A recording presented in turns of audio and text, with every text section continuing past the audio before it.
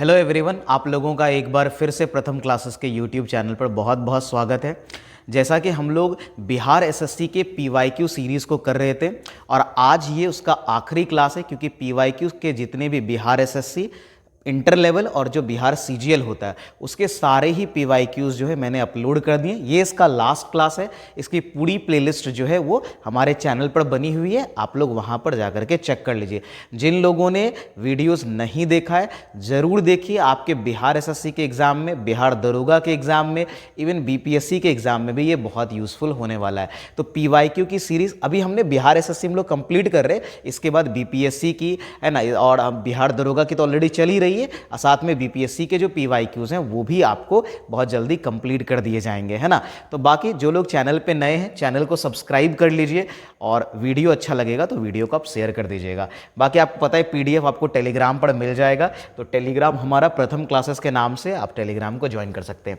ये जो क्लास है ये लास्ट जो बिहार एसएससी का एग्जाम हुआ था, बिहार सीजीएल प्री जो आपका प्रीवियस ईयर हुआ था, है ना, उसका जीके जीएस ऑब्वियसली अभी हम लोग सामान्य अध्ययन का कर रहे हैं। इसके बाद आपका जो है साइंस का भी क्लास स्टार्ट हो जाएगा। तो ये 24 दिसंबर 2022 जो कि लास्ट एग्जाम हुआ है बिहार एसएससी का, ये उसी का पेपर है। ठीक है, इसको हम लोग कंप्लीट करते हैं, देखते हैं कि इसमें क्या क्या क्वेश्चंस पूछे गए थे। और ये नए पेपर हैं, ये बहुत इंपॉर्टेंट पेपर है क्योंकि ये बहुत रिसेंट का पेपर है, विद इन एक साल का पेपर है आपको। ठीक है, 24 दिसंबर, साल भी नहीं लगा है एक्चुअली। ठीक है, तो आपको क्वेश्चंस रिलेट कर पाइएगा कि अभी के टाइम में क्या क्वेश्चन बिहार एसएससी के एग्जाम में पूछे जा रहे हैं। जो आपका इंटर लेवल होगा, फिर बिहार सीजीएल भी सचिवालय वाला वैकेंसी आने वाला है, तो उसमें क्या क्या पूछे जाएंगे। चलिए हम लोग क्लास को जल्दी से स्टार्ट करते हैं और पहले क्वेश्चन की तरफ बढ़ते हैं। तो हमारा पहला सवाल क्या है, चलिए देखते हैं। तो हमारा पहला सवाल क्या है कि उस मॉडल का नाम बताइए जिस पर भारत की दूसरी पंचवर्षीय योजना आधारित है। देखिए, पंचवर्षीय योजना इससे तो हर, जैसा मैंने पहले भी कहा है कि आपके पेपर में यहां से एक क्वेश्चन, कभी कभी तो आपको दो भी देखने को मिल सकते हैं, बट एक क्वेश्चन तो कंफर्म है। पंचवर्षीय योजना जरूर पढ़ के जाइए, मैंने भी एक वीडियो अपलोड कर दी है, डिटेल वीडियो, आप उसको देख सकते हैं। तो ये जो कौन से मॉडल पर आधारित था, तो दूसरी पंचवर्षीय योजना जो है वो पीसी महालनोबिस मॉडल पर जो है वो आधारित था। देखिए, इसमें 3-4 मॉडल ही पूछे जाते हैं, ये आपको ध्यान में रखना है। ठीक है, पंचवर्षीय योजना टोटल आपको पता है 12 है। ठीक है, जिसमें से 11 कंप्लीट हो गए थे, लेकिन उसमें से भी जो आपको मॉडल्स पूछे जाते हैं, ठीक है, वो मॉडल आपको 3-4 के ही मॉडल पूछे जाते, बेसिकली 4 के मॉडल पूछे थे। जैसे आपका पहला फर्स्ट पंचवर्षीय योजना का मॉडल पूछा जाता है, तो आपको पता ही है, यहां लिखा हुआ ये है हेरोड डॉमर मॉडल, है ना। तो पहला तो है आपका क्या, हेरोड डॉमर मॉडल। ठीक है, हेरोड डॉमर मॉडल, तो पहला ये मॉडल है। दूसरा आपको यहां पर मिल ही रहा है, सेकंड जो हमारा हो गया वो है हमारा क्या, वो है पीसी महालनोबिस, है ना, पीसी महालनोबिस, है ना, पीसी महालनोबिस। ठीक है, मॉडल हो गया। फिर आपका जो पूछा जाता है वो है आपका चौथा, जिसको हम लोग कहते हैं गार्डगिल मॉडल। ठीक है, तो चौथा आपसे पूछा जाएगा और एक 7th पूछा जाता है, मिलर वाला, है ना। तो एक आपको 4th पूछा जाएगा जिसको हम लोग गार्डगिल मॉडल कहते हैं, है ना।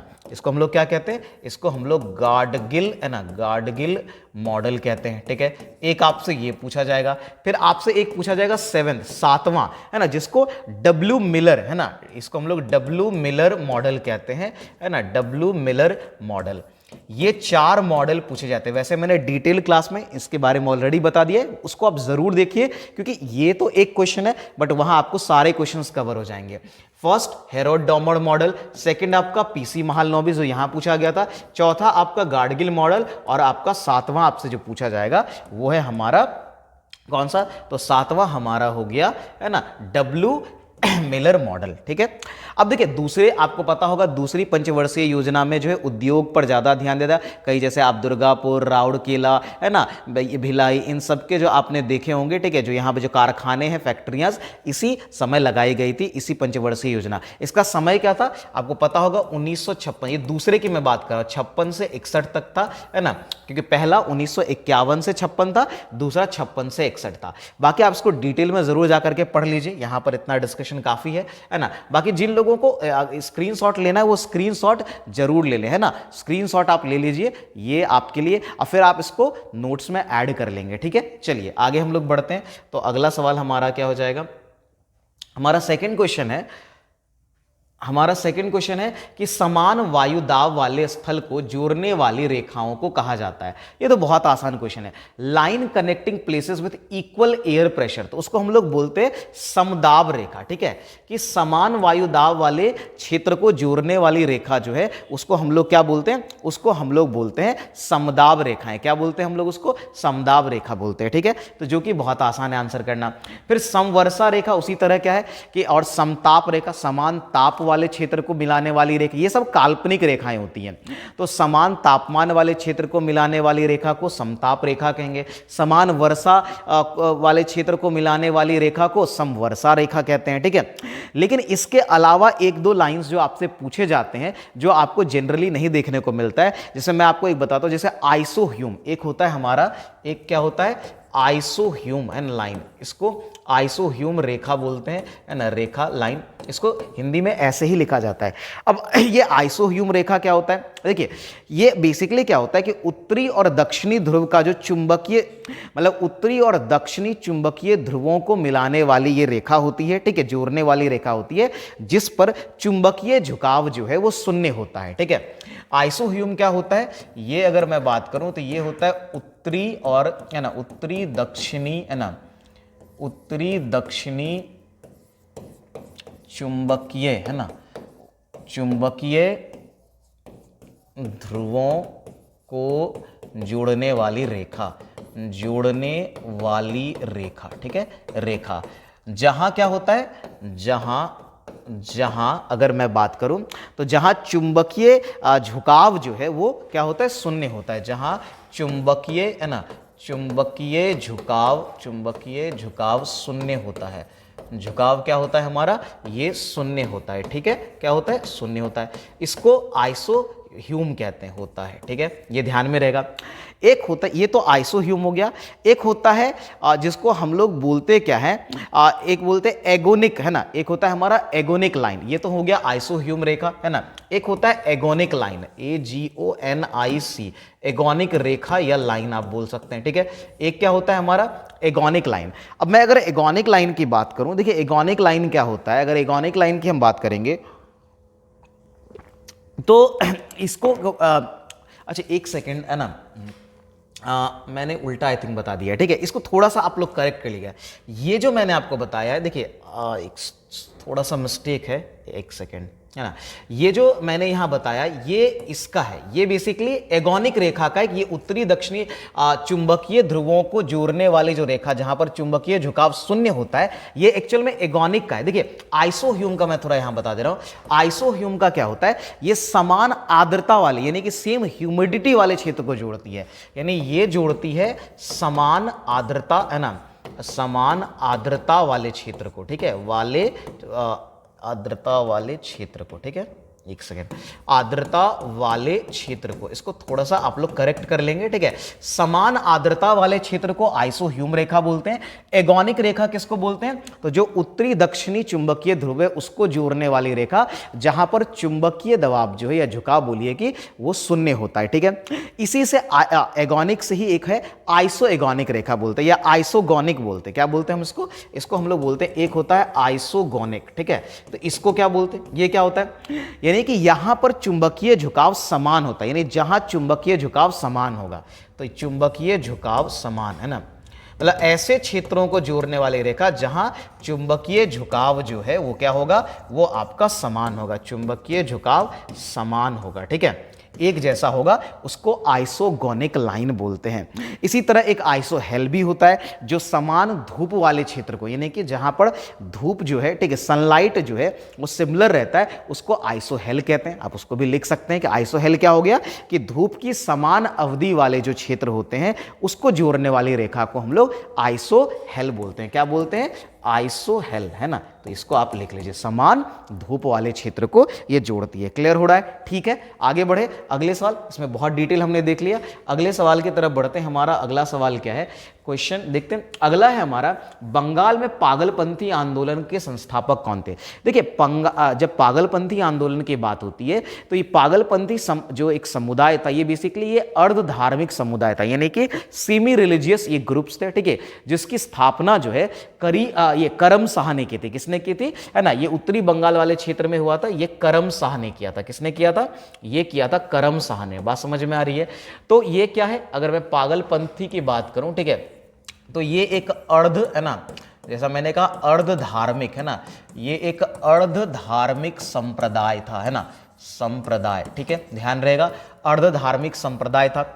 ये जो आंदोलन हुआ था, ठीक है, देखिए इस आंदोलन का जो मेन लीडर था, मेन नेता जो था, ठीक है, वो था करम शाह का बेटा, है ना, टीपू, है ना, इसका जो असल नेता था, ठीक है, ये इसका असल नेता जिन्होंने इस आंदोलन का नेतृत्व किया था वो था टीपू। कौन था? टीपू।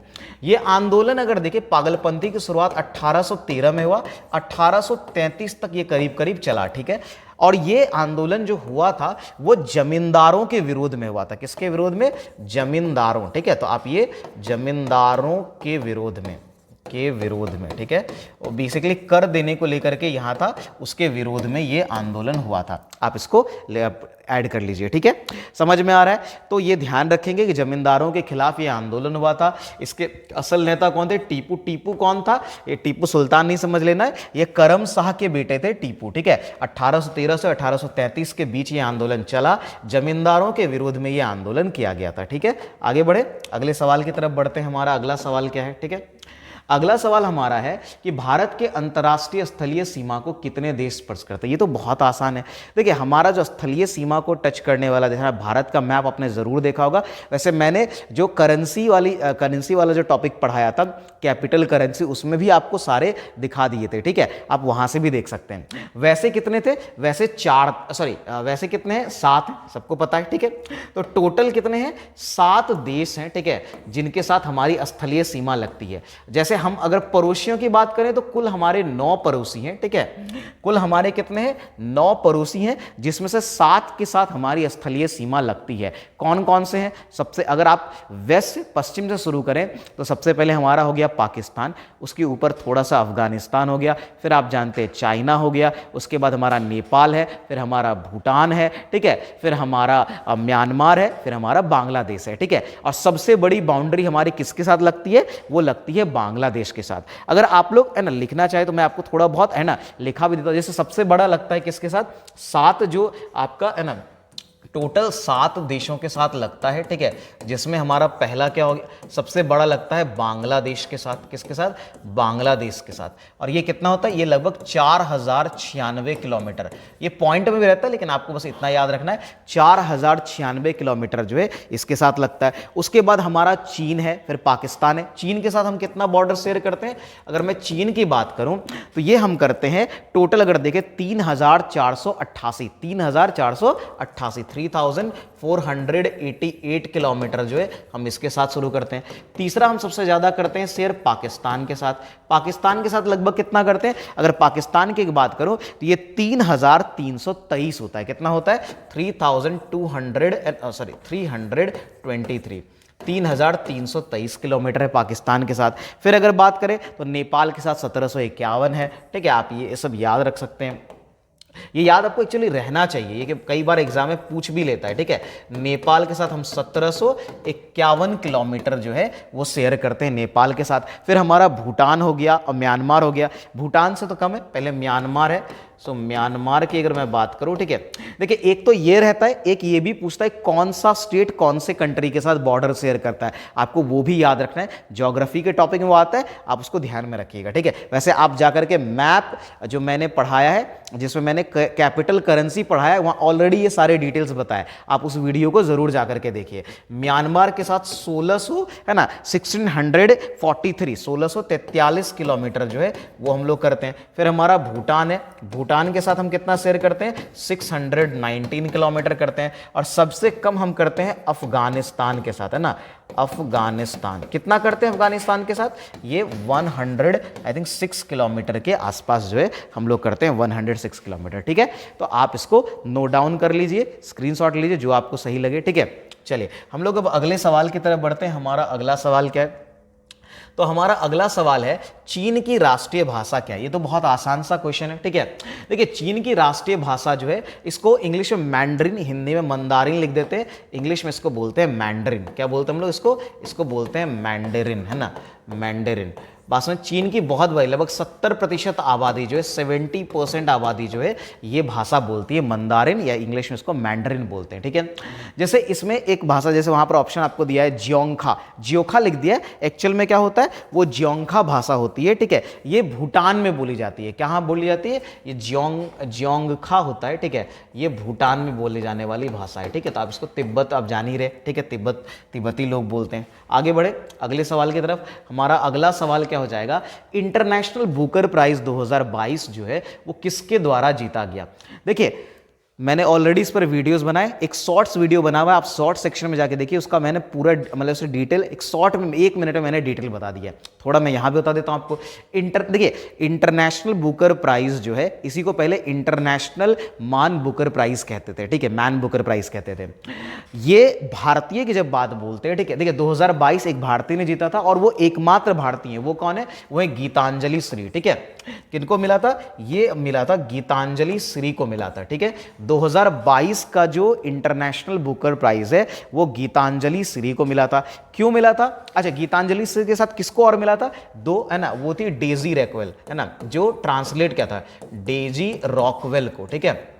देखिए, इनकी एक किताब थी जिसको हिंदी में इसका नाम था रेत समाधि, ठीक है।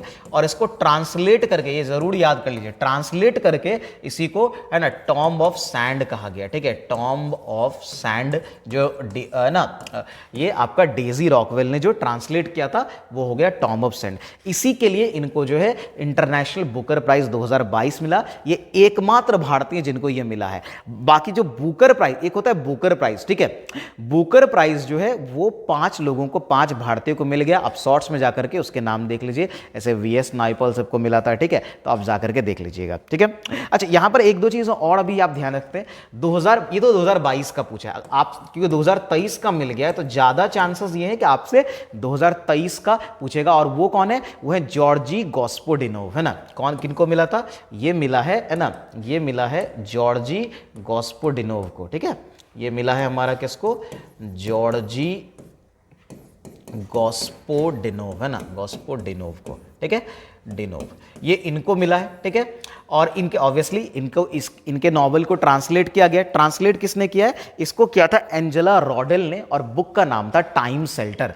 एंजेला रॉडेल, है ना, तो एंजेला, है ना, रॉडेल जो है ना, सॉरी, एंजेला रॉडेल जो है, उन्होंने इसको ट्रांसलेट किया था। बुक का क्या नाम था? ये इन दोनों को मिला है, बुक का नाम था टाइम शेल्टर। तो बुक का नाम भी आप लोग ध्यान में रखेंगे, टाइम शेल्टर के लिए इनको दिया गया था, ठीक है। चलिए, अच्छा, 2023 का जो बुकर प्राइज है, अभी कल आई थिंक कल ही परसों, है ना, अनाउंस हुआ है, वो किसको मिला है? तो 2023 का जो बुकर प्राइज मिला है वो पॉल लिंच को मिला है, और उनकी किताब थी प्रॉफिट सॉन्ग, है ना। तो 2023 का बुकर, ये मैं बुक, देखिए, ये इंटरनेशनल बुकर की बात हो रही थी, ये इंटरनेशनल बुकर की बात हो रही है। अब 2023 का बुकर जो है, ये भी आपसे पूछेगा, एग्जाम में पूछ सकता है बुकर। तो ये बुकर प्राइज और इंटरनेशनल में डिफरेंस है, शॉर्ट्स जाकर के देख लीजिए, ऑलरेडी यहाँ बहुत डिटेल हो गया। ये मिला है ना, किसको मिला है? तो ये लिंच को मिला है। किसको मिला है? ये लिंच को मिला है, यानी कि उनका नाम क्या है? उनका नाम है पॉल लिंच। पॉल लिंच को, है ना, तो ये मिला है पॉल, है ना, लिंच को मिला है, ठीक है। प्रॉफिट सॉन्ग, किताब का नाम क्या है? प्रॉफिट सॉन्ग के लिए मिला है, ठीक है। तो ये ध्यान में रखेंगे, ये भी हाल फिलहाल में मिला है, इंपॉर्टेंट है आपके एग्जाम के लिए। चलिए आगे बढ़े, तो अगले सवाल की तरफ देखते हैं। हमारा अगला सवाल क्या हो जाएगा?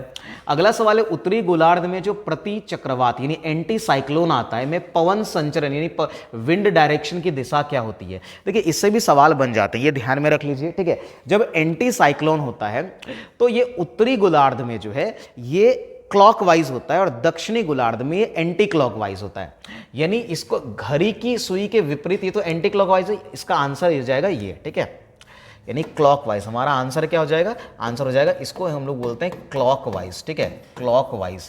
ये क्या होता है?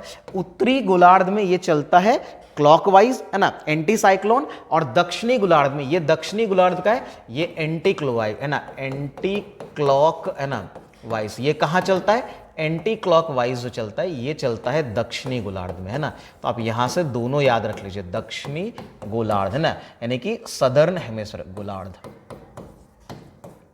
क्लियर है? चलिए आगे बढ़े, अगले सवाल की तरफ बढ़ते हैं। ये हमारा हो गया। अगला हमारा सवाल क्या हो जाएगा? ठीक है, अगला सवाल है कि निम्नलिखित में से बिहार का कौन सा जिला फलों का सबसे बड़ा उत्पादक है? ये तो बहुत फेमस है ना, मुजफ्फरपुर। ठीक है, आपने मुजफ्फरपुर की शाही लीची तो सुनी होगी। ठीक है, तो मुजफ्फरपुर जो है वो, है ना, फेमस है। यहाँ की शाही लीची को जीआई टैग भी मिल चुका है। ठीक है, तो वो लार्जेस्ट फूड प्रोड्यूसर है ना। यहाँ पर वैसे मुजफ्फरपुर का केला भी बहुत प्रसिद्ध है। ठीक है, लीची तो प्रसिद्ध है ही, शाही लीची। ठीक है, आगे बढ़े। तो ये तो आसान सा क्वेश्चन था। अगले सवाल की तरफ बढ़ते। बाकी आप बिहार में कहाँ क्या फेमस है, देखिए बिहार के एग्जाम की अगर आप तैयारी कर रहे हैं तो बिहार में कहाँ क्या फेमस है और किस चीज़ के लिए वो प्रसिद्ध है वो ज़रूर याद रखिए। अब है वुड्स डिस्पैच किससे संबंधित है? देखिए ये इंपॉर्टेंट अच्छा क्वेश्चन है, वुड्स हिस्ट्री का क्वेश्चन है।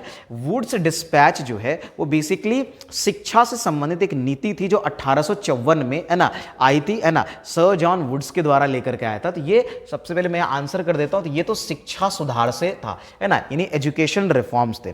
देखिए वुड्स डिस्पैच को आप डिटेल में समझ लीजिए, यहां से क्वेश्चन बनते हैं। इसी को वुड का घोषणा पत्र बोलते थे, हम इसको क्या बोलते थे? इसको, या आप वुड का घोषणा पत्र या वुड्स डिस्पैच बोलते हैं, घोषणा पत्र, है ना, या इसी को वुड्स डिस्पैच बोलते हैं, वुड्स, है ना, डिस्पैच बोलते हैं। ठीक है, जब वुड्स डिस्पैच की बात सबसे पहले ये कब आया था? 1854 में आया, जिस समय यहां पर गवर्नर जनरल कौन थे? लॉर्ड डलहौजी थे। ठीक है, लॉर्ड डलहौजी 1848 से 1856 तक रहे थे। ठीक है, और वुड्स घोषणा पत्र उसी समय 1854 में। किससे रिलेटेड है? सबसे पहले ये शिक्षा सुधार से या शिक्षा नीति से संबंधित है। ठीक है, एक खास बात क्या है, इसके बारे में एक और सवाल पूछा जाता है, इसे भारतीय शिक्षा का मैग्ना कार्टा भी कहा जाता है। तो इसको ये भी याद रखना है, इसको भारतीय शिक्षा का, है ना, भारतीय एजुकेशन यानी इंडियन एजुकेशन का भारतीय शिक्षा का मैग्ना कार्टा, है ना, इसको मैग्ना कार्टा कहा जाता है, कार्टा, मैग्ना कार्टा, है ना, कहा जाता है। ठीक है, कहा जाता है, याद रखेंगे क्या कहा जाता है? इसको भारतीय शिक्षा का मैग्ना कार्टा भी कहा जाता है। क्यों कहा जाता है? इसका कारण देखिए, इसका सबसे बड़ा कारण है क्या कि ये उस समय तक, है ना, उस समय तक का सबसे व्यवस्थित, सबसे संगठित बोल लीजिए, सबसे संतुलित और सबसे संतुलित, विस्तृत, बहुगामी, जो आप कह लीजिए, ये वैसी एक, है ना, रिफॉर्म था, कैसा चेंज था, प्रस्ताव था। बेसिकली ये एक तरह का रिकमेंडेशन था। ठीक है, जो वुड्स के द्वारा दिया गया था। ठीक है, तो ये अब तक का सबसे संतुलित, व्यवस्थित सुझाव दिया गया था शिक्षा को लेकर के। इसमें एक दो सवाल और पूछता है। ठीक है, ये तो 1854 में आया, शिक्षा नीति से संबंधित है, इसको भारतीय शिक्षा का मैग्ना कार्टा कहा जाता है। बट इसके अलावा पूछा जाता है कि इसमें क्या क्या क्या सुझाव था। एक जो इंपॉर्टेंट सुझाव था वो ये था कि जो उच्च शिक्षा हो गई उसका माध्यम होगा भाषा को लेकर के। एक तो ये, एक सेकंड में भाषा यहां लिख देता हूं। एक सुझाव था भाषा को लेकर के। भाषा को लेकर के क्या सुझाव था कि भाषा को लेकर यह सुझाव था कि अगर उच्च शिक्षा है, जब हम उच्च शिक्षा की बात करेंगे तो उसका जो माध्यम होगा वो इंग्लिश होगा। ठीक है, वो इंग्लिश होगा। और जो, है ना, जो स्कूल स्तरीय है, स्कूल स्तरीय शिक्षा है, स्कूल स्तरीय शिक्षा है ना, स्तरीय शिक्षा है, उसका जो भाषा की अगर बात करें तो वो वहाँ के लोकल भाषा में, लोकल लैंग्वेज में जो है वो उसको टीच किया जाएगा। बात समझ में आ रही है? तो ये एक पहला सुझाव था कि भाषा को लेकर के कि उच्च शिक्षा इंग्लिश में दी जाएगी और जो आपका स्कूल स्तरीय शिक्षा है वो लोकल लैंग्वेज में दी जाएगी। क्लियर हो रहा है? इसके अलावा एक और प्रस्ताव था कि जो 3 प्रेसिडेंसी थे, यानी कि मुंबई, कोलकाता और मद्रास, तीनों ही प्रेसिडेंसी में कॉलेज की स्थापना की जाएगी, विश्वविद्यालय की स्थापना की जाएगी। और वो हुआ भी, तो तीनों ही जगह पर जो है कॉलेज की स्थापना की गई। ये डिटेल, तो वुड्स डिस्पैच बहुत इंपॉर्टेंट क्वेश्चन है, जरूर याद रखिए। वैसे अगर देखिए अंग्रेजी शिक्षा की बात आपको बोलेगा तो उसकी शुरुआत जो है वो मैकॉले ने, लॉर्ड मैकॉले ने की थी, है ना। तो ये भी आप ध्यान में रख सकते हैं लॉर्ड मैकॉले के बारे में। उन्होंने इंग्लिश शिक्षा को बहुत बढ़ावा दिया। ठीक है, उसके जो नियम है उन्होंने बहुत ज्यादा, है ना, कॉन्ट्रीब्यूट किया। लेकिन वुड्स का घोषणा पत्र जो है वो बहुत इंपॉर्टेंट हो जाता है, तो ये याद रखिए। ठीक है, आगे बढ़े, अगले सवाल की तरफ बढ़ते हैं, है ना। हमारा अगला सवाल क्या हो जाएगा? अगला सवाल है 2024 का ओलंपिक कहां आयोजित होगा? देखिए ये तो डिसाइड हो गया है ना, 2024 का होगा आपका कहां? पेरिस, फ्रांस में होगा। ठीक है, इवन 2028 का भी हो चुका है, 32 का भी हो चुका है। ये समर ओलंपिक की बात हो रही है। किसकी बात हो रही है? समर ओलंपिक्स, है ना। किसकी बात हो रही है? समर ओलंपिक्स की बात हो रही है। ठीक है, देखिए आपको पता है ओलंपिक्स दो होते हैं, समर और विंटर होते हैं। तो 2028 का कहां पर होगा? देखिए 2028 की जब हम लोग बात करेंगे तो 2028 का जो होगा वो लॉस एंजलिस में होगा और 32 का होगा ब्रिस्बेन में। ये लॉस है ना, लॉस एंजलिस है ना, एंजलिस यानी आपको पता है ये यूएसए अमेरिका हो गया। और 2032 का क्या होगा? 32 का भी डिसाइड हो चुका है, ये ब्रिस्बेन में होगा है ना। कहाँ होगा? ब्रिस्बेन। ठीक है, ऑस्ट्रेलिया है ना। चलिए क्लियर है, तो ये आप ध्यान में रखेंगे। आगे बढ़ें, अगले सवाल की तरफ बढ़ते हैं। हमारा अगला सवाल क्या है भाई? अगला सवाल है कौन सी टीम सबसे ज्यादा आईपीएल टाइटल जीती है 2022 तक बोला जा रहा है। देखिए 2022 तक जो है वो टॉप पर थी मुंबई इंडियंस जिन्होंने 5 टाइटल जीते। लेकिन 2023 में आपको पता है कि 2023 में चेन्नई सुपर किंग्स ने जीता। अब इसके भी 5 टाइटल हो गए, तब दोनों बराबर हो गया। देखते हैं अभी इस बार जो आईपीएल होने वाला है 24 में वो कौन जीतता है। ठीक है, तब वहां से कहीं अगर इन दोनों टीम में से कोई एक जीता तो सबसे ज्यादा टाइटल वाली टीम हो जाएगी। आगे बढ़ते हैं। आगे है कि प्रथम संविधान संशोधन अधिनियम 1951 से रिलेटेड क्वेश्चन है कि कह रहा है कि इसमें से है ना, इसमें से ऑप्शन दिया है कि क्या है, में क्या हुआ था। ठीक है, 8वीं अनुसूची में कुछ अधिनियमों को बढ़ोतरी की गई थी, नहीं 9वीं अनुसूची, बिल्कुल 9वीं अनुसूची को जोड़ा गया था। देखिए इसमें क्या किया गया था, 9वीं अनुसूची को जोड़ा गया था। एक तो ये क्या गया था और एक 2 अनुच्छेद भी जोड़े गए थे, एक 31A और 31B। ठीक है, तो ये भी ध्यान में रखेंगे। पहला जो संविधान संशोधन हुआ था 1951 में हुआ था, उन्हें जिसमें 9वीं अनुसूची को जोड़ा गया और जिसमें 31A और 31B को भी जोड़ा गया। अब आप लोग मुझे बताएंगे कि 9वीं अनुसूची में कौन किस विषय के बारे में मेंशन किया गया है, ये आप लोग कमेंट में बताइए। ठीक है, जो लोग पढ़ रहे तैयारी कर रहे हैं वो जरूर कमेंट में बताएं, है ना। आगे बढ़ते हैं। अगला सवाल क्या है? राज्यपाल एवं मंत्री परिषद के बीच संवाद के लिए है ना जो प्रमुख तंत्र के रूप में मुख्यमंत्री के कर्तव्यों का उल्लेख है। मतलब ये है कि चीफ मिनिस्टर की जो ड्यूटी है, ड्यूटी क्या कि वो ये कि जो गवर्नर यानी कि गवर्नर और जो काउंसिल ऑफ मिनिस्टर्स है उनके बीच जो कम्युनिकेशन होगा उसको लेकर के इनकी जो चीफ मिनिस्टर की क्या ड्यूटीज है और वो कहां मेंशन है। ये मेंशन है आपका अनुच्छेद 167 में। अनुच्छेद 167 में जो है राज्यपाल को कुछ सूचनाएं, कुछ इंफॉर्मेशंस दिए जाएंगे। ठीक है, किसके द्वारा दिए जाएंगे? चीफ मिनिस्टर के द्वारा जाए। और उसमें 3 तरह की सूचनाओं की चर्चा की गई है। आप लोग अनुच्छेद 167 जाकर के देख सकते हैं। ठीक है, वैसे जब हम लोग अनुच्छेद पढ़ेंगे तो वहां पर ये आप सिविक्स के क्लास में इसको जरूर देख सकते हैं। ठीक है, चलिए तो यहां पर क्या हो जाएगा? अनुच्छेद 167 आपको याद रखना है। आगे बढ़े। ठीक है, अगले सवाल की तरफ बढ़ते हैं। अगला सवाल हमारा हो जाएगा वो है कि भारतीय संविधान में ठीक है, अब देखिए ये हो गया हमारा। तो अगले बात करते हैं, तो हमारा अगला सवाल है भारत के संविधान में 10वीं अनुसूची कब जोड़ा गया। अब देखिए 10वीं अनुसूची ये जोड़ा गया था, ठीक है, आपका जो 52वां संशोधन है ना 1985 है ना, ये इसमें आई थिंक है ना कि ये जो 52nd है आपका, आई थिंक है 52nd जो आपका कॉन्स्टिट्यूशनल अमेंडमेंट हुआ था 1985 में, 1985 में, इसके द्वारा क्या किया गया? 10वीं अनुसूची को जोड़ा गया। आपको पता होगा 10वीं अनुसूची अगर थोड़ा बहुत याद हो तो किस किस से रिलेटेड है? दल बदल कानून से। बहुत इंपॉर्टेंट कानून है आज की राजनीति में। ठीक है, दल बदलू राजनीति बहुत ज्यादा होती है, तो दल बदल कानून जो है वो इसको लेकर के था। ठीक है, बात समझ में आ रही है? किसको लेकर के था? तो दल बदल कानून को लेकर के 10वीं अनुसूची है। आगे बढ़े, अगले सवाल की तरफ देखते हैं। ये सब आप सिविक्स में देखेंगे, ये बहुत कॉमन टॉपिक है। सिविक्स जब भी आप पढ़ेंगे तो ये सब चीजें आपको मिल जाएंगी। आसान क्वेश्चन है, मतलब मेरे हिसाब से सिविक्स में बहुत इजी क्वेश्चन पूछे जा रहे हैं। बांग्लादेश सरकार को मान्यता प्रदान करने वाला पहला देश कौन था? वैसे तो पहला देश भूटान था, ठीक है, लेकिन आपको पता है कि भूटान के साथ साथ भारत भी। ठीक है, तो यहां पर आंसर क्या हो जाएगा? भारत। ठीक है, तो ये यहां पर ऑप्शन के अकॉर्डिंग क्या होगा? आंसर इंडिया हो जाएगा। आगे बढ़े, वैसे इससे रिलेटेड एक और क्वेश्चन शायद इस पेपर में है, चलिए देखते हैं आगे अगर मिल गया। ठीक है, हमारा अगला सवाल है भारत के महान्यायवादी यानी जिनको अटॉर्नी जनरल ऑफ इंडिया कहते हैं के से संबंधित निम्नलिखित कथनों पर विचार करें। करते हैं, कह रहा है वो भारत के मुख्य न्यायाधीश द्वारा नियुक्त होते हैं। क्या ऐसा है? नहीं, बिल्कुल नहीं है। ये जो है वो राष्ट्रपति द्वारा नियुक्त होते हैं। ठीक है, तो ये पहला गलत है। क्यों गलत है? क्योंकि ये जो है मुख्य न्यायाधीश नहीं, ये राष्ट्रपति द्वारा है ना, राष्ट्रपति द्वारा नियुक्त होते हैं। और अनुच्छेद आपको पता होगा, अनुच्छेद ये है 76, अनुच्छेद 76 के तहत, अनुच्छेद 76 के तहत जो है ये क्या होता है कि महान्यायवादी यानी कि अटॉर्नी जनरल ऑफ इंडिया जो है उसकी नियुक्ति की जाती है। ठीक है, वह भारत सरकार को विधि संबंधी विषयों पर सलाह देता है, बिल्कुल वो उसका विधिक सलाहकार होता है। ठीक है, तो ये सही है आपका, तो यानी आंसर हो जाएगा केवल 2 हो जाएगा। ठीक है, तो क्वेश्चन अच्छा था, है ना, अगर आपने पढ़ा है तो आप जरूर इसको आंसर कर पाएंगे।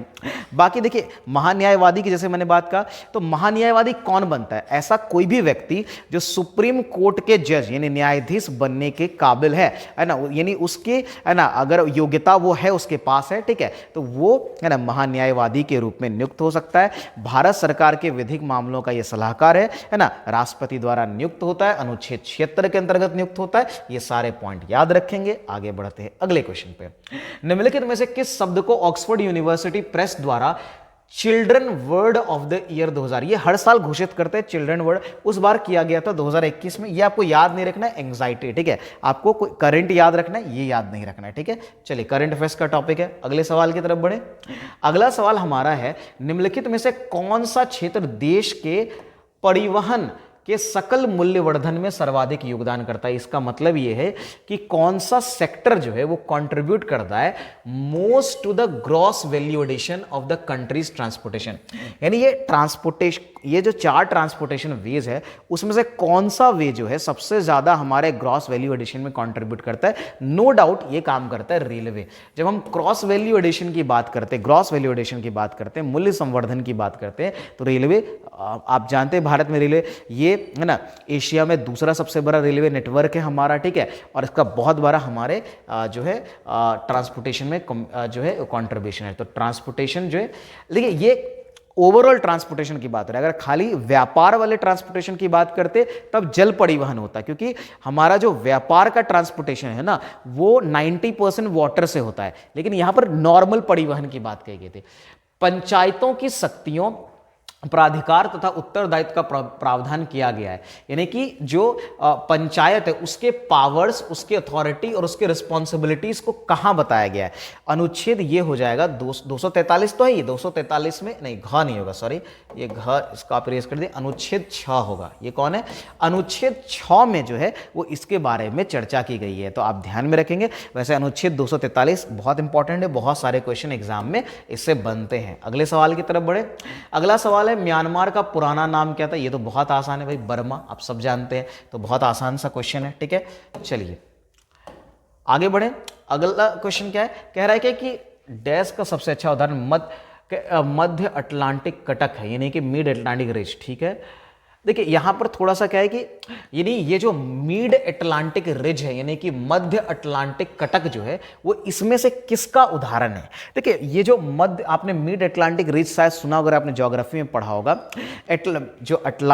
जो आपका अटलांटिक महासागर है ना, आप अगर देखेंगे उसके मिड में आप देखेंगे, ठीक है, तो पानी, वाटर के नीचे जो है वो जो सतह पर माउंटेन्स, बड़े बहुत ऊंचे ऊंचे माउंटेन जो हिमालय से भी कहीं ज्यादा ऊंचे हैं, और सबसे ऊंचे एक्चुअली पृथ्वी पर माउंटेन्स वही हैं, ये अटलांटिक रिज ही है। ठीक है, ये बने कैसे? देखिए जब दो प्लेट क्या होता है ना, जब वो अलग होता है, ये अवे जाता है, ठीक है, यानी कि when to plates they moved away, ठीक है, तो क्या होता है उससे जो ये आप कहिए कि लावा निकलता है, या आप उसको मैग्मा बोल लीजिए, वो मैग्मा निकलता है। वाटर के कांटेक्ट में आने के बाद वो क्या होता है, ऑब्वियसली वो ठंडा हो जाता है और वो माउंटेन या क्रस्ट या लेयर बना लेता है, माउंटेन क्रिएट कर लेता है। बात समझ में आ रही है? ठीक है, कि जब दो प्लेट क्या होते हैं, मूव्स अपार्ट, है ना, तो ऑब्वियसली मैग्मा राइज करता है, ठीक है, और ये फिर ठंडा होकर के, ठीक है, ये सॉलिडिफाई होकर के नया माउंटेन बना लेता है। क्लियर हो रहा है ना इसको? अच्छा, ये जो है ये डाइवर्जिंग लाइन, यानी कि ये इसको इंग्लिश में कहेंगे तो ये अपसारी सीमा, ठीक है, तो अपसारी सीमा का डाइवर्जिंग लाइन का ये एग्जाम्पल है। क्लियर है?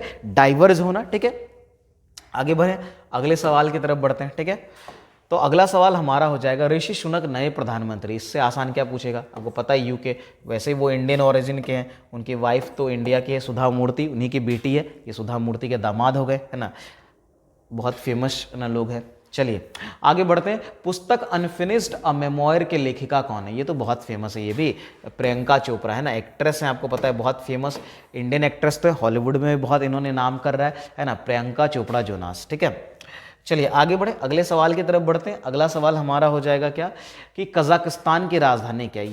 ये भी बहुत आसान है, अस्ताना। हम सब जानते हैं कि कजाकिस्तान जो है उसकी राजधानी क्या है, वो हमारा हो गया अस्ताना। ठीक है, अच्छा आप लोग ये बताएंगे कजाकिस्तान की मुद्रा क्या है, इसकी करेंसी क्या है। कजाकिस्तान की जो करेंसी मैंने कहा करेंसी पर ये होगा तेंजे, है ना, ये तेंगे भी बोल देते हैं। ठीक है, देखिए करेंसी, कैपिटल करेंसी पर वीडियो ऑलरेडी मैंने अपलोड कर दिया है, ज़रूर देखिए। मैप बेस्ड वीडियो है, आपको मैप के कई सारे क्वेश्चन सॉल्व हो जाएंगे और प्लस आपका ये तो हो ही जाएगा। ठीक है, आगे बढ़ें अगले सवाल की तरफ। अगला सवाल हमारा क्या हो जाएगा, भारत में मिड डे मील योजना कब प्रारंभ की गई थी। देखिए मिड डे मील की शुरुआत जो है 15 अगस्त 1995। अब कुछ योजनाएं बहुत पुरानी भी पूछ दी जाती है।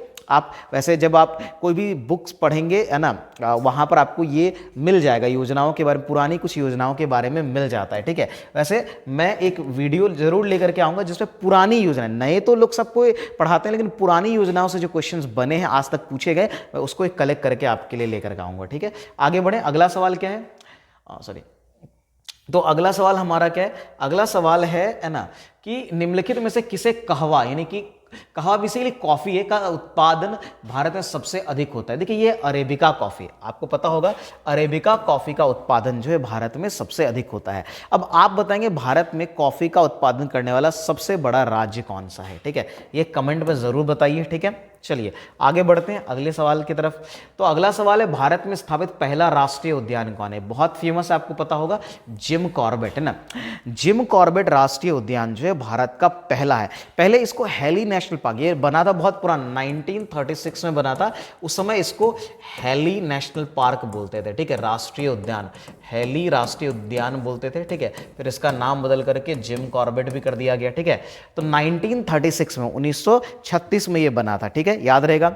ये एक चीज और याद है कि ये सर्वाधिक बाघ घनत्व वाला ये राष्ट्रीय उद्यान, यानी कि सबसे ज्यादा जो टाइगर डेंसिटी है, टाइगर की डेंसिटी है, ये इसी जिम कॉर्बेट में, यानी कि सर्वाधिक बाघ घनत्व यहां पर है, सर्वाधिक बाघ घनत्व। ठीक है, याद रहेगा, बाघ घनत्व जो है वो यहां पर आपको देखने को मिलेगा। क्लियर है, आगे बढ़े अगले सवाल। कहां पर है, ये तो सबको पता होगा, उम्मीद है कि ये उत्तराखंड में। ठीक है, कहां पर है, उत्तराखंड में है जिम कॉर्बेट, याद रखेंगे। आगे बढ़ते हैं, अगला सवाल हमारा क्या हो गया, अगला सवाल है, पद्म विभूषण विजेता प्रभा अत्रे निम्नलिखित में से, वो तो सिंगर थी, है ना, ये स्वर संगीत, तो प्रभा अत्रे तो, है ना, इनको 2022 में ही, ठीक है, 2022 में पद्म विभूषण मिला है, 2022 में। ठीक है, अब आप 23 का याद रखिए, 22 का नहीं आपको, क्योंकि अभी एग्जाम में जो 23 का पूछेगा, तब तक आपके एग्जाम तक 24 का भी मिल जाएगा, तो 24 का आपका पूछेगा। ठीक है, 22 का आपको याद करने की कोई जरूरत नहीं है। ठीक है, चलिए आगे बढ़ें अगले सवाल पर। कह रहा है कि दिल्ली की लाल किले में जो मोती मस्जिद का निर्माण है, ये किसने करा था, ये करवाया।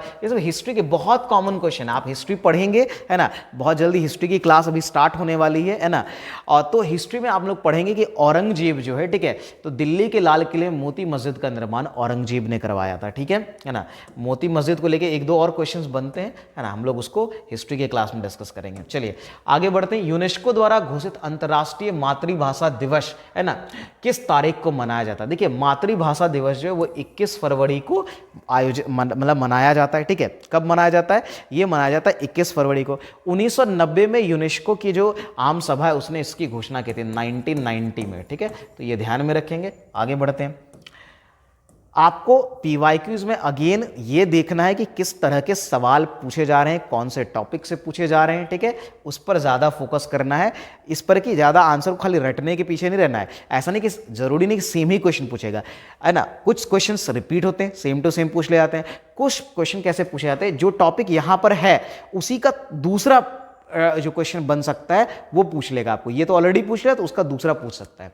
खैर यहाँ पर सवाल है कि अमित सहाई को किस क्षेत्र में उनके योगदान के लिए माइकल एंड शीला हेल्ड पुरस्कार। देखिए माइकल एंड शीला हेल्ड पुरस्कार ये दिया जाता है, ये जो दिया जाता है ये कंप्यूटर विज्ञान के क्षेत्र में दिया जाता है। तो आप बस यहीं से आंसर आपका कंप्लीट हो गया। वैसे करंट अफेयर्स का सवाल है, आसान है ना, कंप्यूटर विज्ञान के क्षेत्र में ये दिया जाता है। अगला सवाल है, निम्नलिखित में से कौन राष्ट्रीय स्वास्थ्य प्रोफाइल यानी एनएचपी को समय समय पर प्रकाशित करता है। ये काम है केंद्रीय स्वास्थ्य खुफिया ब्यूरो यानी CBHI। CBHI क्या हो गया? Central bureau of health intelligence, है ना। 1961 में ये संस्था बनी थी, 1961 में, 1961 में। कौन? तो केंद्रीय स्वास्थ्य खुफिया ब्यूरो, यानी सेंट्रल ब्यूरो ऑफ, है ना, हमारा क्या हो गया? हेल्थ इंटेलिजेंस, है ना, ये संस्था, इसका ये काम है। ठीक है, क्लियर है। आगे बढ़े, अगले सवाल की तरफ बढ़ते हैं। अगला सवाल हमारा क्या हो जाएगा? हमारा अगला सवाल है, निम्नलिखित में से किस योजना का उद्देश्य राष्ट्र के पर्यटन विकास के लिए आध्यात्मिक केंद्र सृजित करना है? यानी कि कौन सा जो स्कीम है जिसका एम है स्पिरिचुअल सेंटर्स को डेवलप करना, एक टूरिज्म के फॉर्म में, है ना, टूरिज्म के लिए डेवलप करना, वो था प्रसाद योजना। वैसे इसका नाम पहले अलग था, तो इसका नाम बाद में कर दिया गया प्रसाद योजना। बात समझ में आ रही है? क्या है? तो ये हो जाएगा प्रसाद योजना, इसका 2017 में नामकरण किया गया। क्लियर है? आगे बढ़े, मतलब इसका काम क्या है? जो टूरिज्म डेवलपमेंट, हमारे कंट्री में स्पिरिचुअलिटी एक बहुत बड़ी चीज़ है, फॉरेनर्स सब यहाँ पर आते हैं, खास करके स्पिरिचुअलिटी की खोज में आते हैं ना, तो स्पिरिचुअलिटी सेंटर्स को डेवलप किया जाए एज एक टूरिज्म के रूप में। ठीक है, तो ये आपका प्रसाद योजना था। ठीक है, आगे बढ़े। अगला सवाल है कि निम्नलिखित में से कपास के संबंध में कौन सा कथन सही नहीं है? देखते हैं, कथन पढ़ते हैं। भारत में छोटे रेशे वाली कपास का सर्वाधिक उत्पादन होता है, यही गलत है। ठीक है, देखिए, क्योंकि यहाँ पर सबसे ज्यादा जो है वो मध्यम एंड रेशा, है ना, या मध्य रेशा जिसको बोल सकते हैं, मध्यम रेशे का उत्पादन सबसे अधिक होता है। ठीक है, तो ये पहला ही गलत है। बाकी पढ़ लेते हैं। भारत में गुजरात राज्य प्रमुख कपास उत्पादक, बिल्कुल सबसे बड़ा जो कपास उत्पादक राज्य है अभी के समय में वो है गुजरात। ठीक है, कपास की खेती के लिए तापमान भी अच्छा खासा चाहिए, लगभग 25 से 30 डिग्री सेल्सियस का तापमान चाहिए और 50 से 100 सेंटीमीटर वर्षा चाहिए। इसकी पैदावार जो है उपोष्ण बोलते हैं सब ट्रॉपिकल को। ठीक है, जिनको इंग्लिश नहीं, सब ट्रॉपिकल, हिंदी नहीं समझ में आ रहा है, सब ट्रॉपिकल, थोड़ा ये शुद्ध हिंदी हो गया, और उष्ण कटिबंधीय बोलते हैं ट्रॉपिकल। तो ये दोनों ही है, ये आपका सब ट्रॉपिकल और ट्रॉपिकल। इसकी पैदावार उपोष्ण यानी कि ट्रॉपिकल, और आपका, है ना, उष्ण कटिबंधीय यानी कि उपोष्ण यानी कि सब ट्रॉपिकल, और उष्ण कटिबंधीय यानी कि ट्रॉपिकल जलवायु प्रदेश में होती है। तो ये तीनों, इधर तीनों सही है, ये तीनों आप याद कर लीजिए और ये भी ध्यान में रख लीजिएगा। ठीक है, इसे कपास है। अच्छा, कपास के लिए आपको पता है जो काली मिट्टी होती है ना, ब्लैक सॉइल होता है, वो सबसे अच्छा होता है कपास के उत्पादन में। सहायक एनजी, है ना, संबंधित है, किससे संबंधित है भाई? ये संबंधित है ना आपका रक्षा प्रौद्योगिकी से। किससे संबंधित है? डीआरडीओ से रिलेटेड ये है, तो आप इसको ऐसे ध्यान में रख सकते हैं। ये किससे संबंधित है? तो रक्षा। ये एक तरह का बेसिकली कंटेनर था। ठीक है, ये जो आप सहायक एनजी देख रहे हैं, ये एक तरह का क्या था हमारा? ये एक तरह का कंटेनर था, ये ध्यान में रखेंगे, जिसको हवा से नीचे लैंड किया जाए, उतारा जाता था। ठीक है, उतारा जा, उसका प्रक्षेपण किया गया, ये आप ध्यान में रखेंगे। आगे बढ़ते हैं। आगे है दोहा। दोहा कहाँ की राजधानी भाई? कतर की राजधानी है। इसकी मुद्रा क्या है? तो आपको बोला कतरी रियाल, ये रियाल, इसका स्पेलिंग ये होता है, हिंदी में सेम ही होता है, सॉरी, हिंदी में तो आप ऐसे ही लिखते हैं जैसा सऊदी अरेबिया का रियाल होता है वैसा ही, लेकिन उसका स्पेलिंग अलग होता है। ठीक है, ओमान, अगर वही बात करें, सीरिया इसकी कैपिटल क्या है? इसका दमिश्क जो है इसका कैपिटल है। सीरियन पाउंड यहाँ पर करेंसी चलती है, आप करेंसी वाले वीडियोस को देख लीजिए। उसी तरह टर्की, उसका कैपिटल है अंकारा, और करेंसी यहाँ पर चलती है लीरा। ठीक है, उसी तरह ओमान है, ओमान का कैपिटल और करेंसी क्या है ये बताएंगे आप लोग कमेंट में, तो आप लोग जरूर कमेंट में मेंशन करिए। ठीक है, आगे बढ़ते हैं। अगला सवाल हमारा क्या है? जनवरी 2022 में किस टाइगर रिजर्व को TX2 पुरस्कार दिया गया? TX2 बेसिकली क्या होता है कि टाइगर के पॉपुलेशन को डबल करने पे ये दिया गया था तमिलनाडु का सत्यमंगलम टाइगर रिजर्व। ये कहां पर है? ये तमिलनाडु में। ठीक है, तमिलनाडु। तो तमिलनाडु का ये जो सत्यमंगलम टाइगर रिजर्व है, यहां पर टाइगर के जो पॉपुलेशन है वो डबल हो गई, है ना, डबल हुआ, इसके लिए इसको ये अवार्ड दिया गया था। बाकी सारे टाइगर रिजर्व अभी आप जानते हैं। जिम कॉर्बेट कहां पर है? ये भी जस्ट मैंने डिस्कस किया था, उत्तराखंड में। कान्हा कहां पर है? कान्हा बहुत फेमस है, ये आपका मध्य प्रदेश में। बांदीपुर टाइगर रिजर्व कहां पर है? ये आपका कर्नाटक में है। तो ये सब जरूर आप याद रखेंगे। ठीक है, आगे बढ़ें, है ना। वैसे मैंने आपने प्रीवियस PYQs का अगर देखा है तो ऑलरेडी मैंने बहुत डिटेल में इन सबको पढ़ाया हुआ है। ठीक है, निम्नलिखित में से कौन सा देश बिम्स्टेक का सदस्य नहीं है? ठीक है, देखिए बिम्स्टेक के मेंबर्स को याद रखना है, तो टोटल पहले तो आप ये याद रखिए कि कितने मेंबर है। टोटल है 7। ठीक है, टोटल कितने हैं? 7। ठीक है, जितने लेटर, आप यहां से ध्यान रख सकते हैं कि जितने इसमें लेटर है उतने देश हैं, लेकिन हाँ लेटर पर पूरा एग्जैक्ट नेम नहीं है। 7 मेंबर है टोटल, कितने 7 देश हैं, ठीक है 7 देश हैं, सॉरी मैं हिंदी में कोई बात नहीं, 7 देश हैं, ठीक है 7 कंट्री है। जैसे देखिए अगर मैं बी से बात करूं तो बी से 2 हैं, ठीक है, एक तो भारत है, ठीक है यानी इंडिया है, ठीक है आप इसको सॉरी भारत नहीं, हाँ भारत तो वो आई से आप इंडिया कर लीजिएगा, ठीक है। एक तो बिम्स्टेक का मेंबर क्या है, ठीक है, एक है आपका बांग्लादेश और एक हमारा क्या हो गया, एक हो गया भूटान, ठीक है। एक हमारा क्या हो जाएगा, तो बिम्स्टेक के मेंबर में एक बांग्लादेश है और एक हमारा भूटान है, ठीक है। तो एक हमारा क्या हो गया बांग्लादेश, ठीक है, और एक बी फॉर क्या है भूटान, ठीक है। दूसरा आई फॉर क्या है, आई फॉर ऑब्वियसली इंडिया हो जाएगा, आई फॉर कौन है मेंबर इंडिया। एम फॉर कौन हो गया, तो म्यांमार है ना, म्यांमार, ठीक है। उसके बाद अगर देखें एस फॉर कौन है, एस फॉर है श्रीलंका, श्रीलंका याद रख सकते हैं है ना, श्रीलंका। फिर हमारा टी है, टी फॉर कौन है, ये है थाईलैंड, थाईलैंड, ठीक है, ये कौन हो गया हमारा थाईलैंड हो गया, ठीक है। अब ई और सी से यहां कोई कंट्री नहीं है, एक आपको एक्स्ट्रा जो याद रखना है वो याद रखना है नेपाल, ठीक है। तो यही 7 मेंबर जो है टोटल हैं बिम्स्टेक में। वैसे बिम्स्टेक का फुल फॉर्म क्या है ना, बहुत थोड़ा लंबा है। देखिए बी फॉर क्या होता है, ये बे ऑफ बंगाल, आई फॉर क्या होता है इनिशिएटिव है ना, फॉर एम फॉर हो गया multi, S for sector, T for हमारा हो गया technical and E for economic, C for corporation. यानी कि bay of Bengal initiative for है ना multi sectoral technical and economic corporation. थोड़ा बड़ा नाम है लेकिन याद रखें कभी कभी एग्जाम में पूछ दिए जाते हैं। तो यहां कौन सा मेंबर नहीं होगा, मालदीव इसका मेंबर नहीं है, तो आंसर हो जाएगा मालदीव। आगे बढ़ें, ठीक है, अगले सवाल की तरफ बढ़ते हैं।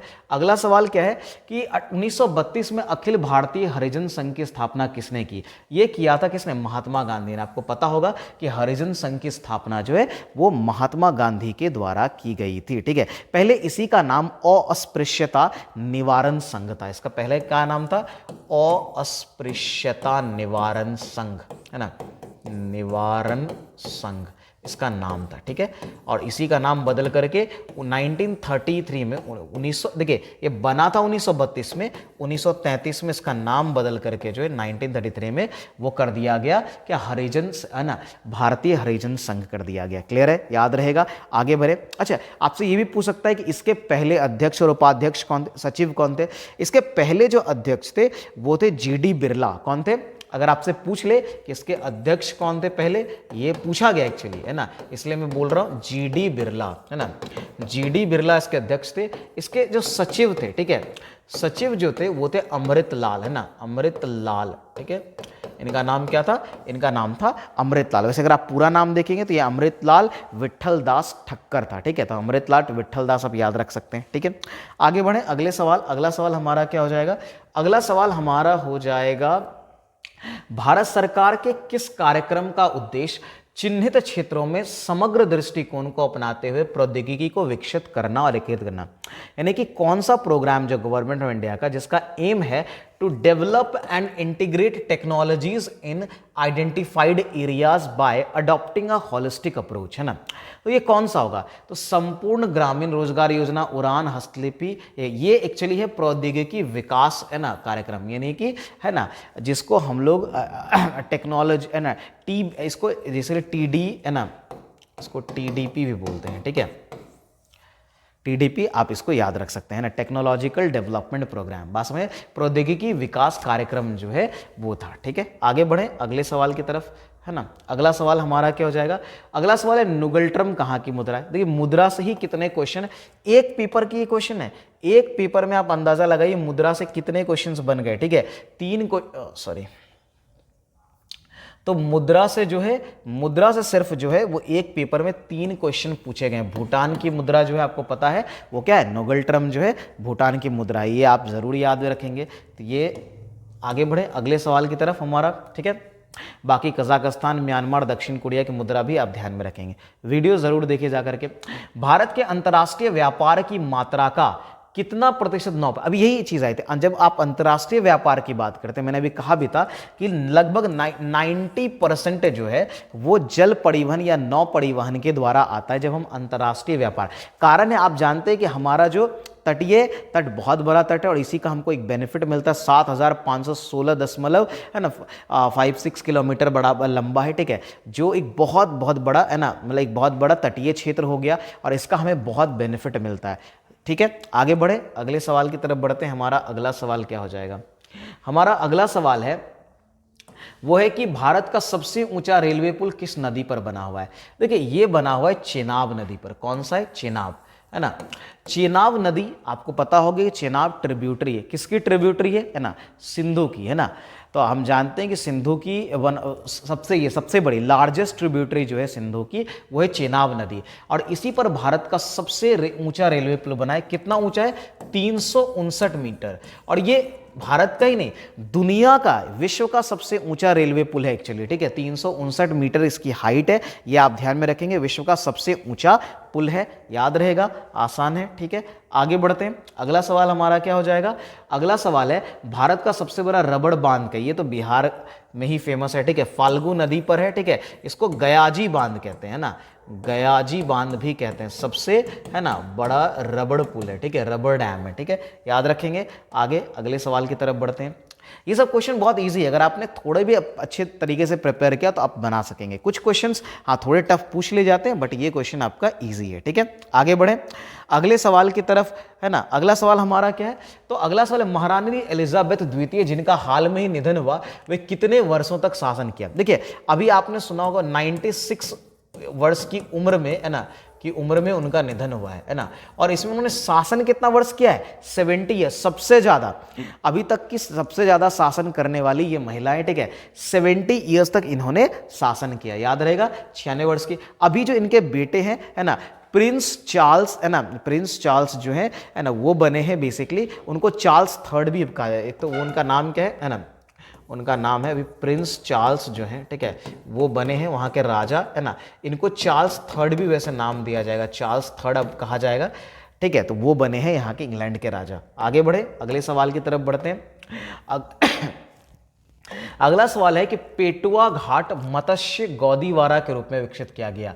ये, है ना, मत्स्य क्रांति से संबंधित है ना, आप समझ लीजिए, है ना। और ये कहाँ है? पेटुआ घाट जो है ये पश्चिम बंगाल में। तो आप ये लोकेशन से रिलेटेड है तो ध्यान में रखेंगे, ये कहाँ पर है? ये आपका पश्चिम बंगाल में पेटुआ घाट है। आगे बढ़े, अगला सवाल हमारा क्या हो जाएगा? अगला सवाल हमारा हो जाएगा सॉरी। तो हमारा अगला सवाल है निम्नलिखित कथनों पर विचार करें। करते हैं, क्या है? कह रहे भारतीय राष्ट्रीय कांग्रेस की प्रथम महिला अध्यक्ष एनी बेसेंट थी। बिल्कुल सही है। वो कब बनी थी, किसी को पता है ना? अगर आप लोगों को ध्यान में हो, 1917 में, 1917 में, है ना, कलकत्ता अधिवेशन था, है ना, जहां पर ये बनी थी। ये भारतीय राष्ट्रीय कांग्रेस की पहली प्रथम महिला अध्यक्ष, या बोली प्रथम महिला अध्यक्ष बेसिकली वो थी, ठीक है। फिर लिखा है भारतीय राष्ट्रीय कांग्रेस के प्रथम मुस्लिम अध्यक्ष बदरुद्दीन तैयब जी। ये भी सही है, ये तो सही है और ये भी सही है। ये तो 1887 में, नहीं, ये तीसरे ही थे, ठीक है। 1885 में बना, 86 में तो आपको पता है कि कौन थे? दादा भाई नेहरू जी जो है वो बने थे, ठीक है। और ये मद्रास सेशन था, ये कौन सा? ये मद्रास सेशन था, जिसमें बदरुद्दीन तैयब जी जो है वो, है ना, भारतीय राष्ट्रीय कांग्रेस के मुस्लिम अध्यक्ष बने थे, पहले मुस्लिम। देखिए भारतीय राष्ट्रीय कांग्रेस की पहली महिला अध्यक्ष, पहले मुस्लिम, पहले अध्यक्ष तो आप जानते हैं WC बनर्जी। अच्छा, ये पूछ लिया था प्रथम भारतीय महिला अध्यक्ष, अगर पूछ लिया जाए आपसे, ये भी कई बार पूछा गया है ना। प्रथम भारतीय महिला, प्रथम महिला बोलेगा तो एनी बेसेंट। अब प्रथम भारतीय महिला अगर आपसे पूछ लिया जाए तो क्या होगा इसका आंसर? ये हो जाएगा सरोजनी नायडू। सरोजनी नायडू 1925, है ना। सरोजनी नायडू बनी थी 1925 में, 1925 में बनी थी, ठीक है। कहां पर? कानपुर अधिवेशन था, कांग्रेस का कानपुर अधिवेशन था और वो बनी थी, याद रखेंगे। अगले सवाल की तरफ बढ़े, अगला सवाल क्या है देखते हैं। अगला सवाल है तो उसका दोनों ही सही था आंसर, ठीक है। बॉक्सर विद्रोह है ना, यानी कि बॉक्सर रिबेलियन कहाँ हुआ था, ये तो चीन में होता, अंग्रेजों के खिलाफ चीनियों ने किया था बॉक्सर रेवोल्यूशन, ये बहुत पुराना है, ये 1898 1901 के बीच में ये यहाँ पर हुआ था। बात समझ में आ रही है, ठीक है। इस पर तो कई सारी मूवीज बनी हुई है, आप चाइनीज मूवी देखेंगे है ना, तो वहां पर आपको पता चल जाएगा। बिहार सोशलिस्ट पार्टी के पहले अध्यक्ष कौन थे? देखिए बिहार सोशलिस्ट पार्टी ये बनी थी, इसको सोशलिस्ट कांग्रेस पार्टी भी कहा जाता था, ठीक है। ये बनी थी 1934 में, है ना। इसको बनाने वाले में तो जयप्रकाश नारायण का बहुत बड़ा नाम था। वैसे इसके पहले अध्यक्ष जो है ये आचार्य नरेंद्र देव बने थे और जयप्रकाश नारायण पहले महासचिव थे, ठीक है, ये याद रखना है ना। पहले महासचिव थे कौन? जयप्रकाश नारायण। क्लियर है, याद रहेगा। अगले सवाल की तरफ बढ़े, अगला सवाल हमारा क्या है देखते हैं। अगला सवाल है सैंधव लिपि की लेखन दिशा कौन सी, यानी कि कौन से डायरेक्शन में लिखी जाती है। देखिए ये उन लिपियों में से जिनको अभी तक पढ़ा नहीं गया है, ठीक है, वो दाहिने से बाएं तरफ लिखा जाए, यानी कि इधर से इस तरफ उल्टा लिखा जा रहा था, जो हम लोग लिखते हैं उसका ऑपोजिट है, ठीक है। जैसे उर्दू लिखी जाती थी उस तरह का इसका था, ठीक है, जो ये अभी तक नहीं पढ़ी गई है, सॉरी, है ना। तो हमारा अगला सवाल क्या है, फिर सिंधी भाषा को 8वीं अनुसूची में कब जोड़ा गया? देखिए जब भाषा की हम लोग बात करते हैं तो आपको पता है 8वीं अनुसूची में 22 भाषाएं हैं, है ना। जब हम 8वीं अनुसूची की बात करते हैं तो इसमें 22 भाषा है ना। जब संविधान बना, है ना, संविधान जब बना में, है ना, शुरू से जब बना था, शुरू से कितने थे? शुरू से था इसमें 14 भाषा थी, यानी बाकी जो 8 भाषाएं हैं वो जोड़ी गई, ठीक है। सबसे पहले जोड़ी गई सिंधी, ठीक है, ये जोड़ी गई थी 1967 में, 1967 में जोड़ी गई थी 21वें संविधान संशोधन के द्वारा। फिर सिंधी जोड़ा गया, है ना। सिंधी को कब जोड़ा गया? जो सिंधी अभी आपका पहला हो गया, ये जोड़ा गया था 21वें, ये पूछा जाता है अक्सर, 21वां संशोधन, है ना, संशोधन, ठीक है, ये हुआ था 1967 में, इसको जोड़ा गया। फिर इसके बाद जो है वो 3 भाषाओं को जोड़ा गया 1992 में, 71वां संशोधन हुआ था, ठीक है, 71वां, है ना, 71वां संशोधन, ठीक है, ये हुआ था 1992, ठीक है। इसमें 3 भाषा को जोड़ा गया, कौन कौन सा जोड़ा गया? नेपाली, कोंकणी, ठीक है, और उसके बाद मणिपुरी। कौन कौन सा? तो मणिपुरी, है ना, मणिपुरी जोड़ा गया, है ना, नेपाली जोड़ा गया, है ना, नेपाली जोड़ा गया, उसके बाद जोड़ा गया कोंकणी, ठीक है, कोंकणी, ये 3 जोड़ा गया। फिर अगला जोड़ा गया, ठीक है, उसके बाद जो हुआ संशोधन, ठीक है, वो आपका हुआ था कौन सा? 2003 में। और कौन सा संशोधन था? 92, 92nd, है ना। फिर हुआ 92वां संशोधन, ठीक है, संशोधन, ये संशोधन जो है, ठीक है, संशोधन ये 2003 में हुआ, ठीक है। इसमें 4 भाषाओं को जोड़ा गया। कौन कौन से 4 भाषाएं थे? ठीक है, सबसे पहले देखिए डोगरी, बोडो, संथाली और मणिपुरी, ठीक है, सॉरी मणिपुरी तो मैंने पहले ही, है ना, ये मैथिली। कौन कौन सा हो गया? बोडो, डोगरी, संथाली, और यहां पर मैं लिख देता हूं, तो एक तो हो गया हमारा बोडो, है ना, एक हमारा हो गया डोगरी, ठीक है, एक हमारा हो गया संथाली, ठीक है, संथाली, है ना, उसके बाद एक हमारा मैथिली जोड़ा गया था, ठीक है, बिहार की भाषा है मैथिली। चलिए, तो ये 4 भाषाएं जो है जोड़ी गई। देखिए यहां पर 14 भाषा पहले से थी, फिर ये 1 जोड़ी गई यहां पर, फिर 3 हो गया और फिर यहां 4, टोटल इधर 8 भाषाएं जोड़ी गई और कुल कितनी हो गई? 22 भाषाएं हो गई, ठीक है। आप लोग इसको नोट कर लेंगे, ठीक है, स्क्रीनशॉट ले लेंगे। चलिए आगे बढ़ते हैं, अगले सवाल की तरफ बढ़ते हैं। हमारा अगला सवाल क्या हो जाएगा, है ना, तो हमारा अगला सवाल देखिए क्या है, यह संगम साहित्य में व्यापारी वर्ग को किस नाम से जाना जाता था? देखिए संगम साहित्य में समाज को 4 वर्ग में बांटा गया था, ठीक है। आप देखिए चारों वर्ग का नाम लीजिए। पहला जो है इसको अरसार बोलते थे, ठीक है। तो अरसार किसको कहा जाता था? ये कहा जाता था जो, है ना, ऊपर शासक वर्ग होता था, बेसिकली उसको कहा जाता था। ये कौन सा वर्ग था? ये शासक वर्ग, ठीक है, शासक वर्ग को। फिर जो ब्राह्मण वर्ग था ना, ब्राह्मण वर्ग जो था, ठीक है, ब्राह्मण वर्ग, इसको कहा जाता था, इसको कहा जाता था अंडनार, है ना, इसको क्या कहा जाता था? इसको अंडनार वर्ग कहा जाता था, ठीक है। फिर हमारा आता था तीसरे नंबर में जो अमीर किसान वर्ग था, ठीक है, अमीर किसान, ठीक है, अमीर किसान वर्ग की जब बात करते हैं तो अमीर किसान वर्ग को कहा गया था वेलार। क्या कहा जाता है इसको? वेलार, याद रखेंगे, इसको कहा जाता था वेलार, है ना, तो वेलार कहा जाता था। क्या कहा जाता था? वेलार। फिर एक और वर्ग जो था यही व्यापारी वर्ग, इसको कहा जाता था क्या, वेगिनार है, सॉरी वेनिगर है ना, इसको क्या कहा जाता था, वेनिगर है ना, वेनिगर। ये था व्यापारी वर्ग है ना, आपका व्यापारी वर्ग याद रहेगा। तो इसका आंसर क्या हो जाएगा, ये हो जाएगा वेनिगर। वैसे अगर ध्यान दे, जैसे आपका जो पुलयन है, ये जो पुलयन है, ठीक है, ये आपको, ये जो आपका शिल्पकार होता था है ना, शिल्पकार होता था, उसको कहा जाता था है ना पुलयन है ना। पुलयन कहा किसको कहा जाता था, जो शिल्पकार या दस्तकार होते थे उसको। उसी तरह नर्तक नर्तकी को पागर कहा जाता था, ये ध्यान में रखेंगे। आगे बढ़ते हैं अगले सवाल की तरफ। हमारा अगला सवाल क्या है, अगला सवाल है पश्चिमी पाकिस्तान के साथ स्वतंत्रता की लड़ाई लड़ने वाली पूर्वी पाकिस्तान की सशस्त्र सेना का नाम क्या था। देखिए ये सेना थी मुक्ति वाहिनी, ठीक है, आपको पता है ना, एक सेकेंड है ना, देखिए तो ये सेना क्या थी, ये सेना थी मुक्ति वाहिनी, ठीक है। आपको पता होगा कि पाकिस्तान जब बना था तो दो पाकिस्तान बना था, जो एक पश्चिमी पाकिस्तान जो वर्तमान में है, और एक बना था पूर्वी जो अभी बांग्लादेश कहलाता है, ठीक है। तो बांग्लादेश में शेख मुजीबुर रहमान के नेतृत्व में जो है बांग्लादेश की स्थापना की गई है ना। उसके बाद पाकिस्तान इस पर अटैक कर दिया था, ठीक है, भारत ने भी पाकिस्तान का साथ दिया था, ठीक है, और ये मुक्ति वाहिनी सेना थी वहां पर, ठीक है। और फाइनली जो है वो 16 दिसंबर 1971 को जो है पाकिस्तान को डिफीट कर दिया गया, ठीक है, और बांग्लादेश एक तरह से आज़ाद हो गया। याद रहेगा, ये सब पॉइंट आप ध्यान में रखेंगे। आगे बढ़ते है ना, आगे हमारा कौन सा क्वेश्चन है कि नेपाल के पहले निर्वाचित प्रधानमंत्री कौन थे। देखिए पहले निर्वाचित प्रधानमंत्री जो है वो विश्वेश्वर प्रसाद कोइराला थे। कौन थे, 1959 में ये बने थे, 1959 में बने। लेकिन क्या हुआ था, अगले ही साल 1960 में जो है महेंद्र प्रताप जो है उन्होंने इसको वहां से हटा दिया, गद्दी से हटा दिया, ठीक है। और फिर उसके बाद है ना 1960 से जो है 1990 तक जो है वहां पर जनतंत्र आंदोलन चलता रहा, ठीक है। वैसे ही आंदोलन और भी आगे चला। फाइनली 2008 में यहां पर संघीय संसदीय गणराज्य की स्थापना हुई थी या घोषित किया गया। बात समझ में आ रही है। तो ये सारी चीजें हुई थी, याद रखेंगे। चलिए आज का क्लास जो है यहीं पर खत्म करते हैं। अगला क्वेश्चन है एक, लेकिन वो साइंस का क्वेश्चन है, तो हम लोग साइंस को अलग से डिस्कस करेंगे, ठीक है। चलिए तो ये क्लास यहीं पर आपका कंप्लीट होता है। हमने लगभग 54 आई थिंक क्वेश्चन कंप्लीट किए हैं, ठीक है। बाकी ये जो मैंने कहा है ना, जो बिहार सीजीएल है उसके प्रीवियस ईयर में हमने सामान्य अध्ययन को कंप्लीट कर लिया। जो हमारा जो जीके का टॉपिक है, बेसिकली हमने जो सामान्य अध्ययन है, सामान्य अध्ययन इसको कंप्लीट कर लिया है, ठीक है। इसके सारे वीडियोस जो हैं, इसका प्लेलिस्ट बन गया है। जिन लोगों ने अभी तक चेक नहीं किया जाकर के चेक करिए, वीडियोस को देखिए, एग्जाम में बहुत हेल्प होगा, ठीक है। और वीडियोस को, उस प्लेलिस्ट को जरूर लोगों के साथ शेयर करिए जो लोग भी तैयारी कर रहे हैं, ठीक है।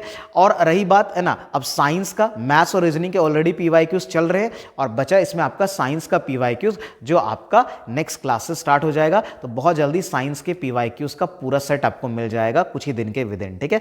तैयारी करिए अच्छे से। और अगर ये चैनल आपको, यहाँ के वीडियोस अच्छे लग रहे हैं तो चैनल को थोड़ा सपोर्ट करिए, सब्सक्राइब करिए, शेयर करिए। आज के लिए इतना ही, धन्यवाद, जय हिंद।